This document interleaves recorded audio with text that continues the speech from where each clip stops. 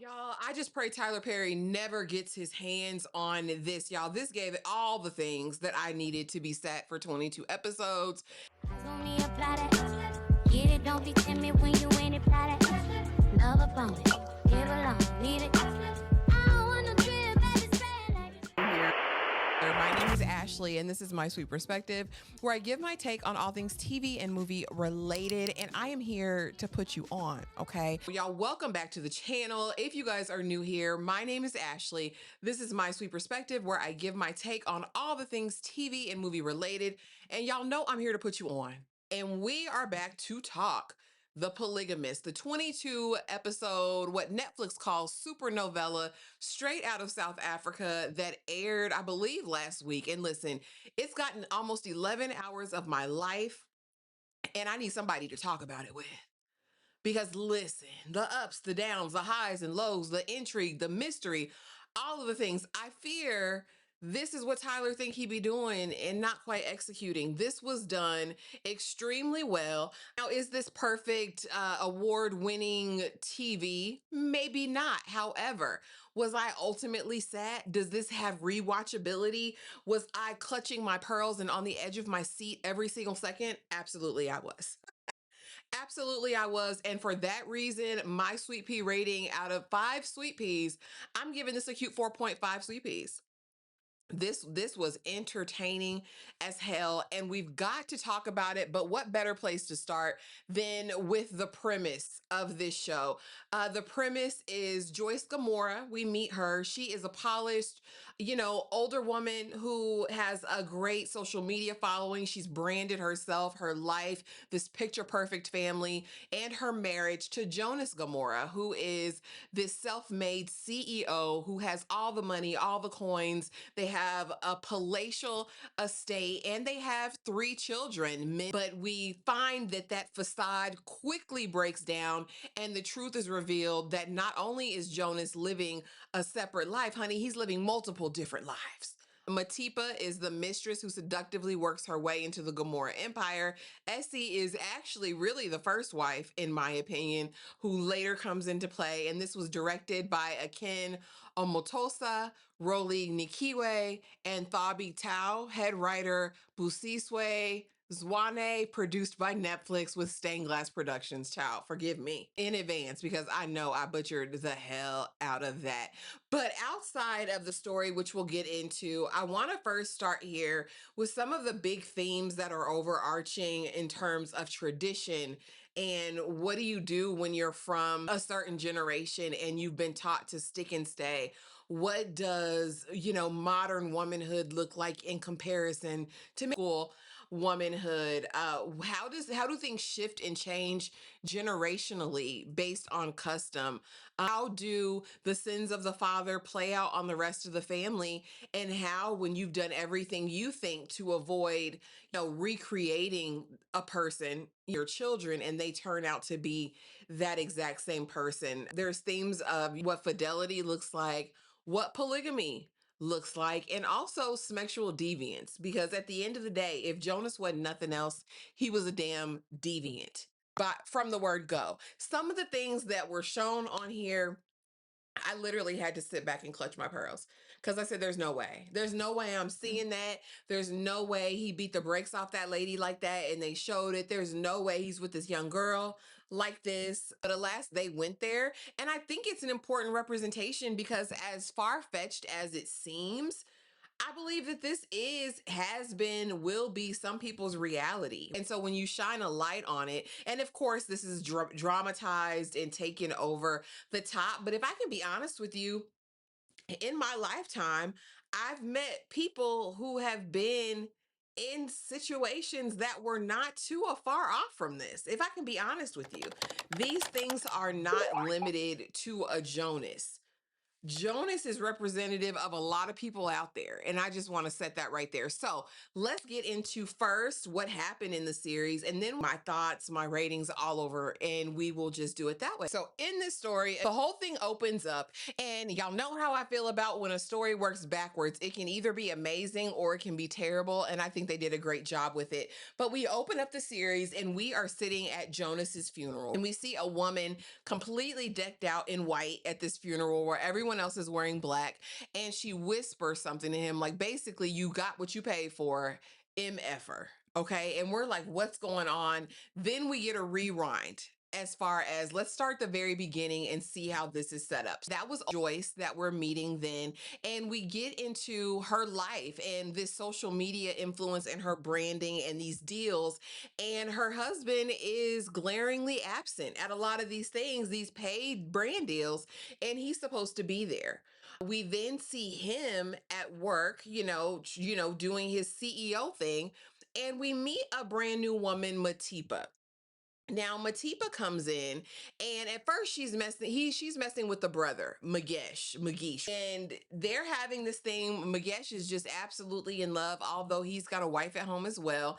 And we're like, okay, where is this going? But we see instantly she's making a beeline for Jonas because he's the big boss. He's the one that I want. He's the one that I need. His marriage, his wife, his children, his family, all of that be damned, because I want this man. And so initially we see it framed that, yeah, he's having this affair with Matipa, but Matipa is the one who went on a rampage to get with him. And so quickly we find out that Matipa's got his heart captured. She's pregnant by him, and he's leaving his wife. Listen, Joyce, I need a divorce. And Joyce is basically like from the old school, and her mama's there. And these mamas, honey, these raggedy mamas that I see, and you don't just see it in Nollywood or African movies or shows. You see it in a lot of US shows as well as of late, where these mothers, girl, well, what did you do, child? Maybe you need to look better. I told you not to come around this house looking like that, as if that's the thing that drove your husband to be a deviant and a cheater. No, that's in him. It ain't on him. It's in him. And so he wants to file for divorce, but she's planning this very big, elaborate anniversary party as part of the brand because, listen, I can't let this slip. You've built your life over there with J&J, but I've built this myself. My brand, everything that I'm trying to do, and it's based on this perfect ideal life. It's based on this idea that I can be whoever I want to be. I'm this upright, classy woman, and this is my life. Okay. And so he tries to serve her with divorce papers. She's not having it. She finally is like, well, come and do this last event with me and we'll see what we can do. So he makes it to the event. Matipa comes as well, thinking that it's going to be something it's not. And Jonas is immediately like, well, I'm back in love again. We come to find out Jonas has left multiple times before. He plays all these games, and the kids have been there to witness it every single time, and they're absolutely fed up. And so we're seeing this build over time. Matipa becomes pregnant. He doesn't want to leave her alone, but he's not divorcing his wife or leaving his house either, is what he tells Matipa. Matipa doesn't know what to do. Wife doesn't know what to do. Meanwhile, the kids are just kind of watching. We meet Menzie, who is the son, and I believe the eldest, and he's kind of very soft-spoken, really trying to find out who he is in this life. He doesn't like the way he's seen his father treat his mother, but he also has a crush on a young girl, Lindani, which is his sister's, Pume's very best friend in this world, but he's really just trying to figure out. And Pume is sick of everything. She is a daddy's girl. She was his favorite, and she is just trying to navigate her new relationship with her boyfriend, who she's so in love with and enamored of, but also looking at the havoc that this is wreaking on her mother, and really coming to a place where I can't stand dad. He's taken you through the ringer. He's done all of these things. The last time, with the last pregnancy, he basically left you. He cheated on you as well then. So, what is this life going to be like? And constantly seeing their mom choose him. Now, what I will say is this hippie man Jonas had to have a ding-a-ling of gold at the end of the day, the way these ladies were falling all over him at every turn. It wasn't a heifer who was turning nothing down. Now, was it the money? Was it the hips? Was it the beefcake? I don't know. But all of it was absolutely a mess. And so, anyway, after the anniversary party, Joyce is like, oh, we're going to try to make this work. We find out Matipa is pregnant. And now, what are we going to do? And so, basically, Joyce sits down and she concocts the idea that, listen, just custom polygamy is a thing here. So, you just take her as your second wife. No harm, no foul.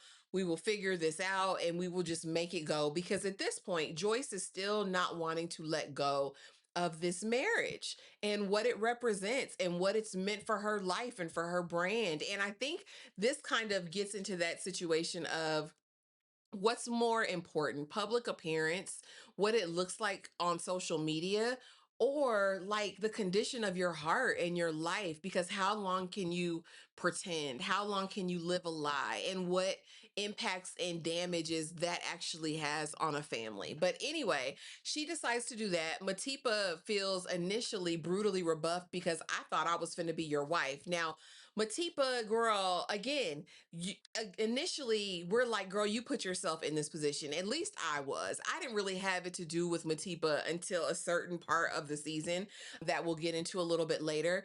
But girl, you knew he was a married man. Like, this was your own trap that you set up and actually landed in. But eventually she relents because, listen, I want Jonas. I'm having his twins, and this is just going to be the life. Now, this is a very uneasy piece. Of course, the kids don't like it. Joyce is being very nice, nasty. I really just did this to accommodate him. Mind you, they fought in the beauty shop. They about to fight at the house. And finally, it's like, I'm just resolving myself that this is going to be the situation that it is. Okay. A very uneasy piece. We have the twins christening, and that gets very ugly. But then we get some other things revealed a little bit later. Okay. So now, as we're going through, you meet Magesh, which is Jonas's brother, and you meet his wife, Essie, and his two kids, Freedom and Sarah. Okay. And you're thinking, what's going on with them? Sarah's very jealous. And at first, we don't know why. Like, why are you hating on Impume? Why do you feel the way that you feel about her? Why are you still in her cell phone? Why are you doing these things? And eventually it comes out. So now that we have Matipa and Joyce in the playing field, a firmly first and second wife, now we have a flashback. And we meet Essie and who Essie really is, baby, because Essie is Jonas's real first wife, honey. Essie put this man in college. Essie defended this man with the bullies in Soweto, okay? And so now we're in the situation where Essie has been his wife all the time, but she's been relegated to hiding in the bushes and in the dark. Now, he went away to college. She gave all her money to him so he could follow this dream. And he says, listen, I promise you, when I'm done, I'm going to marry you. I'm going to buy you the house you want. I'm going to buy you your dream car. And surprisingly enough, he kept that bargain. She wanted to stay in Soweto. She got the red BMW that she always wanted. She got her well appointed home that she always wanted, but she never got to be the first wife. She actually had to see in the newspaper that he got married to Joyce. So at this point, she already has given birth to Sarah. Sarah's already hers, and she has Freedom already, which is her son, but from a completely different relationship. And then we kind of bring in this theme of how our parents' choices can sometimes impact, all the times, really impact for better or worse, how your kids turn out. Freedom is a degenerate drunk and rapscallion who's running the streets of Soweto at the strip club doing whatever he wants to do. And Sarah is full of rage and envy because she can't have a relationship with her father because she's a dirty secret, in fact. But Essie is still cracking it open for Brother Jonas whenever he wants it, whenever he needs it. And that's just kind of the dynamic. She feels like that's her best friend. We came from the same place. I know him like nobody else knows him. And he still comes over and drop D off. He drops money off. She's still supposed to be the secret. Sarah, the daughter, feels like now that everything is out, now that you have Matipa and she's a second wife and all of that, why can't Essie come out? Why can't I come out and have my coming of age ceremony where my biological father gives me away? Mind you, Joyce is in the dark. She and Essie over the years have become sisters of sorts. We've been keeping this from Joyce at Jonas's behest and because she wouldn't be able to take it. When I tell you, when the scene opens up and he is hitting Essie from the back, I just said, listen here. What are we doing, Jonas? So right now, count it. 1, 2, 3 wives. We've got Joyce, we've got Matipa, and now we know that Essie has been his wife the whole entire time. But that's not enough, y'all. That's not enough because we have to take it further. I could go further. I could go further. And they went further because not only was that bad enough, you have this daughter, Sarah, who just wants to be a part of your life. You're denying her. You have Matipa, who has now had your twin daughters and is your second wife, relegated to the side house. And Joyce is just trying to see what's going on because every secret that comes out sends her further into damn decline. Okay. So now we get a flashback to Lindani's story. Mind you, Minzy, Jonas's son, has had a crush on Lindani forever. Lindani has been the party girl. She's got her man X. She works at her mother's establishment, but she's been a little hot she's been a little hot, okay? She been and we have one moment where she says, listen, you really want a man, and she pulls out these red crotchless panties. This is what you do, honey. This is what you put on. And they're like, huh, X showing you that? No, I have an older man. And so, mind you, Lindani is supposed to be Mpume's best friend in this world. And so she tells her she's dating this older man, but we don't really know. And so now that we're flashing back, we find out how Jonas basically groomed Lindani, because they say it in the series later on. Lindani has been a part of their lives since she was 8 years old. She is the same age as Jonas's daughter. And while number wise, I think they're probably late teens, that's still a child. That's still a child, Jonas. But he, are you used to nice things? Do you like fine dining? Do you want some of this whiskey? Let me bring you back into the back room and I can show you what it is. And let me take you to Durban. We have a home there. Get the Wagyu foie gras burger. Like all of these things where ultimately he seduces her. And we get into this situation where she is fully enamored of him because she's seeing a side of life that she's never seen. She's getting all of the gifts, all of the coins, all of the things. And to a young girl, how would that not be pleasing to you, right? At this moment. And so eventually, Lindani ends up pregnant because he's the most fertile man in South Africa. And she's at the hospital and she's calling him, calling him, calling him. She has no one else to call. She calls her best friend, and her best friend comes with Joyce. And I'm thinking, because she's filling out the form, writing the father's name as Jonas Gomorrah, I'm like, oh, hell, it's about to break loose when Joyce sees it. But Joyce says, I'm here as your mother. Like, I've basically raised you. You've been in my house all of this time. We get all that situated, come home, and then it comes out that Jonas is in fact the father. Joyce loses her mind because in Joyce's mind, this is another thing, in situations of infidelity, how are you mad at these women? I mean, I get being mad at Matipa because she willfully did that. But if you're saying that Lindani was this child, and knows the situation, how are you also calling her a whore? So Joyce is infuriated at everything because at this point you've done too much. You've got this child involved, you got Essie involved. Matipa is like, this is too much. Matipa said this was too much with damn Essie coming out. So now that this young girl is pregnant, everything is just on the line and on the wire, and Joyce is sick and tired of being sick and tired, and now I want a divorce. While she is questioning and asking for a divorce, we find out that Lindani loses the baby, which I don't know why you'd want a baby with Jonas anyway, but that's beside the point. Joyce asks for a divorce, and Jonas proceeds to beat the brakes off of her. He proceeds to beat the ever living brakes off that lady. He beat the brakes off of her, but not quite, because after that, after he's done and says only death will keep us from it, he goes over there to try to get, some solace in the warm bosom of Matipa, and she's fed up as well. And baby, when I tell you he drug her, beat her so bad, child. He beat her so bad. You don't leave me. You don't ever leave me. I leave you. And so Joyce is saying that never in her whole 20 plus years of being with him, marrying him, knowing him, Has he ever done this? He tries to go over to Essie's house, but Essie got her young tenderoni because he tried to raise up on her, and the tenderoni pulled out the blicky like, this is not what you think it is, bro. So now Jonas is out here without any of his main wives, and so he goes back to Lindani. We find out about the miscarriage, and now he's over there with her. Seemingly, they're living their life and doing the things, okay? Because now you can never come back here. We even had to get Magesh, the brother who has been very passive because Jonas made him, actually helps Joyce put Jonas out because you can't come back here after what you did to me. Magesh says you hurt her, you did whatever. Magesh in turn gets fired from J&J, which was his life's work and life's bread. But, aside from that, we're fine. While all this is happening, it's having a crazy effect on the kids. The daughter is like, I can't do this anymore. I'm going to go to school. I'm going to whatever, but I'm still in love with my man. I'm thinking about giving him my virginity, all of that. Says it in front of Sarah, and Sarah ends up taking the boyfriend up the room, bobbing and weaving on him.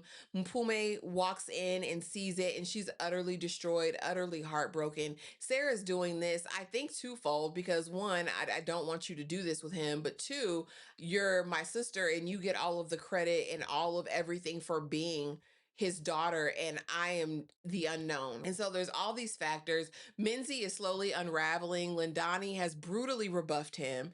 We go to the strip club one night with Freedom, and he actually walks in and sees Lindani bobbing and weaving on Jonas. That was the breaking point for Minzy. At this point, Minzy is calling the women bees and hoes. He's hemming heifers up. He's sexing them in the closets, like broom closets, like they're whores or something. Minzy goes completely off the deep end. Now, mind you, Minzy was the sweet boy. He was taking care of his little twin sisters. He was doing all the things. So now, after the beatdown, a beat of everybody, Matipa says, listen, can you watch my girls for a minute, Joyce? Because now they've reached a real peace and real agreement that Jonas is just completely a monster. Can you watch my girls for a minute? I gotta go. She goes, it's nighttime. We look up, she's still not back. There's a note in the baby bag that basically said, take my babies. I can't have nothing to do with Jonas. I gotta start over. I gotta get it out the mud. I need to go find me another married man and figure this out. And so she left her babies with Joyce to raise. So now that Jonas is put out, Joyce has the kids. Everyone seemingly is living their lives and doing the things. He's over there with Lindani, in Matipa's old apartment or old house, doing all of the things until one day Lindani's going out, buy yourself something nice. We're having a party. We're doing all this.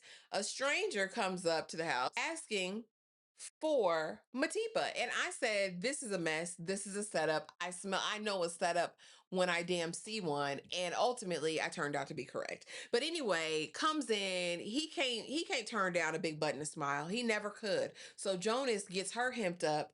They smashing and dashing and clashing and mashing and doing all the things. And he's utterly satisfied because he's a deviant. He's a sexual predator at this point. Very quickly, 2 years later, we fast forward, he's sick and dying. He got that thing. First, he had pneumonia, but not just pneumonia. He had the H to the I to the V, y'all. And refuses to take any medicine. He ain't gonna take no medicine prescribed to him for that. He's gonna go the cultural route, and that's what's gonna do whatever for him. So really, it gets old really quick with Lindani. And my question is, after you slept with that lady, you ain't stopped sleeping with other people. It took you a minute to get sick, Jonas. So is anyone else infected? Because that's going to be a deeper question when we get to the very end, because you were spreading it all around South Africa, sir. You was spreading that beefcake all around South Africa. And so anyway, he's sick and dying. During that time, Minzy cozies back up to him, really becoming the son and the heir that he ultimately wants. He signs basically everything over to Minzy as his sole heir. He is just really living in squalor and degradation. Lindani ain't cleaning nothing, honey. She's raggedy. And he is just soiling himself and all of the things. It's really so bad. He looked like what he's been through. He really did. And so Jonas is grappling with that. Ultimately, Lindani gets sick and said, go to your wife. Let me drop you off at her book release party, because now it's been a couple years and she's past the BS. Joyce done written a memoir. She's having the release party, and we drop Jonas off in the center. Now you take care of him. So Joyce ultimately takes him in, but she kind of tortures him. This actually did give Diary of a Mad Black Woman at one point. And it was a moment, because when she yeeted him out of that wheelchair, I said, okay, I see what we're doing. Because basically I offered you to come here when you got sick to take care of you and put everything behind it, but you wanted to be with your young strumpet. She said she called her a young slay queen, and you decided not to. And so here's what it is. Throughout this course, Minzy cozies up to him. We get him to be the sole heir, and ultimately Jonas dies because he wasn't doing anything to help himself do anything. All this time, though, like I said, Minzy is unraveling. He's now working at J&J. He's screwing people in broom closets. He's doing all the things that he's not supposed to be doing. He's really devolved at this point into someone completely different. Fume comes home, of course, because we need to come home and deal with all of this stuff. And she says even Minzy is very, very different. And so while he's sick and dying and all of that, Essie tries to come through. She's cooking for him, but Joyce won't let her come. Matipa stays gone. Lindani won't even answer the phone. So anyway, so now he's dead, and we have to have the funeral. We have to have the services. So we're basically back to where we started. We get to the funeral, and Essie has cleaned the body ceremonially, and she's having her own funeral for her husband, honey. Joyce finds out, brings the police. They have to get the body up out the ground so she can have her funeral, and tells Essie, you better not come. You're not welcome there. We get to the big final funeral with Joyce. The gang's all there. She comes up and says her words, pretends to cry and to be sad, but basically you a MFer and you deserved every bit of this. Essie and Sarah make a grand entrance. Mfume gets up to read the obituary, and decides to bring Sarah and all the siblings up, which was nice. While all this is happening, Minzy breaks down. He runs out. Lindani follows him, and they end up screwing in the backyard. Anyway, we're back into the funeral. Sarah finally feels affirmed and accomplished, all of that. But now we get into Joyce's mind, and we get a flashback of what really happened. Because she said, I want him to pay. I want that thing that he's been doing to be the thing that kills him. So, sister, I know you got the V, the HI and the V. I need you to go over there, and I need you to give it to him. It was all a setup. It was a scheme set up by Todd to come to you with the BS. Joyce said, I'm going to get my victory. I'm going to get my justice. But honestly, what I will say, and like I said, when you did all of these things, and we get this whole monologue at the end about how I'll never raise a man like you. Minzy's totally different. What you didn't know is I was getting him to cozy up to you. It was all a lie, to sign over your wealth to him because he's a different man than you. Baby, that different man is out there as we speak, rummaging through that young girl who may or may not be infected, y'all. It's a lot. It's a lot, but he is actually his father's son by best or by worst or by whatever. The situations that he found himself created his father in him. And I really hate that for Minzy. I really hate that for everybody else, because what's gonna happen? We have to get a season 2. We need that, because I need to know what this is going to look like with Minzy. Is he going to follow the same exact path as his father? And Joyce, you raised him. So what is that saying about you? I like how we get all different types of mothers in this situation. We have Joyce, who's seemingly the dutiful mother who wants to keep her family together and keep this nuclear family. We have Essie, who's kind of always put herself first and the money first. There is a conversation that her son Freedom has with her about, basically, you made me an alcoholic. You brought these men in here. You let him come in here, run roughshod because he was paying you and paying the bills. And I don't want my sister to turn into you. Sarah is, I hopefully, going to be well adjusted, but that is a lot of rejection and abandonment to wrap your head around, and a mother who really didn't protect you in that way. And then you have Matipa, who left her babies because I have to relinquish this for myself to get better. And when we see her come and approach her babies, and her babies act like they don't even know who she is, child, it was a lot. But all of these women in the orbit of this man, it really just goes to show you that picking and choosing and being with the wrong person can utterly destroy you. I don't necessarily like how Joyce is framed to be the bitter wife. Um, I don't like that. There were issues I found with her character in terms of how her anger and rage was directed, namely with Essie, because I fear Essie was there from the very beginning and you knew your husband and you knew the influence he had over you. So why wouldn't you extend grace to someone that he extended that same level of manipulation over as well? I mean, I get it because they had become friends and sisters over the years, but I didn't. I didn't like that portrayal of Joyce because I found myself and where I should have been really just fully enthralled in her vengeance and retribution.